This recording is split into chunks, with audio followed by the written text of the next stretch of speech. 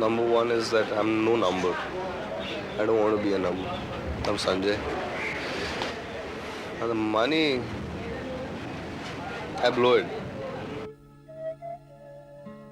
Only 5 years ago, Sanju was blowing something else. Permanently tripped out on cocaine, smack and scotch, Sanjay's barroom brawls and wild debauched lifestyle made him the hot favorite of gossip queens. Producers wouldn't touch him and friends drifted away. The world had written off Sanjay Dutt.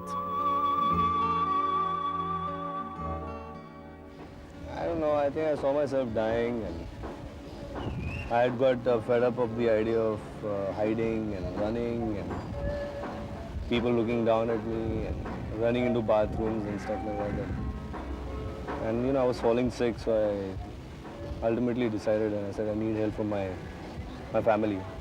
Used to be pretty zapped. So it'd be sort of, my director used to tell me, I said, don't touch him. I was supposed to slap him in one scene.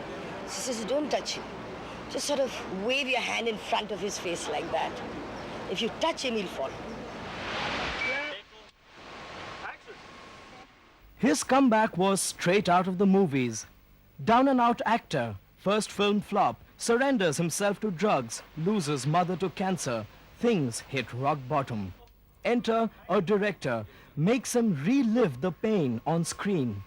As the audience fights back the tears, a star, a superstar is born. And behind the screen, the love-lorn poet from Sajan and the sensitive lover from Sadak was pumping iron.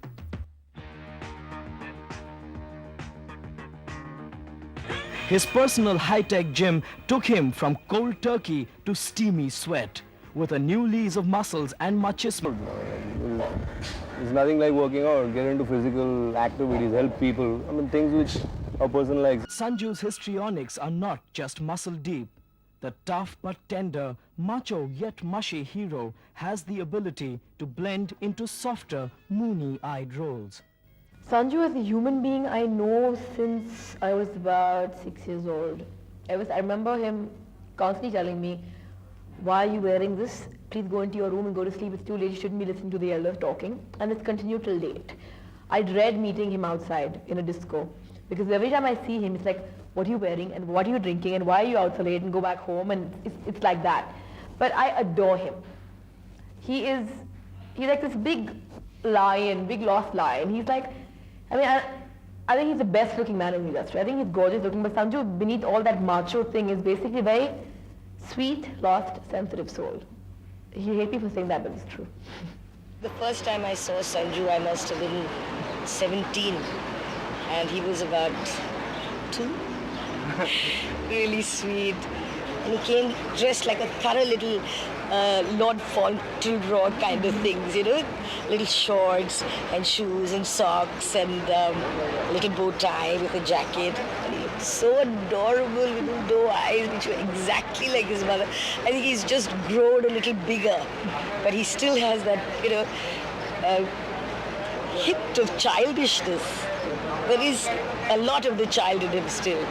You see, the best part about him is that he does not act like an actor. He does not act like as though he's a fantastic actor and shit like that. He's not like that. He is good. He is brilliant at his job. He knows his job. And he's very cool about it. He just comes, he performs, and he does it, you know. I'm trying to be different, but see, you can't get too different and drift away from what you're accepted with. This country is, the masses have a fixation and you just have to give them what they like. If they sort of accept you as a action-oriented hero, you just can't drift away from that. Otherwise, they don't accept you. As the reformed junkie himself becomes the opium of the masses, the question is, how long will the intoxication last? Till then, no sweat.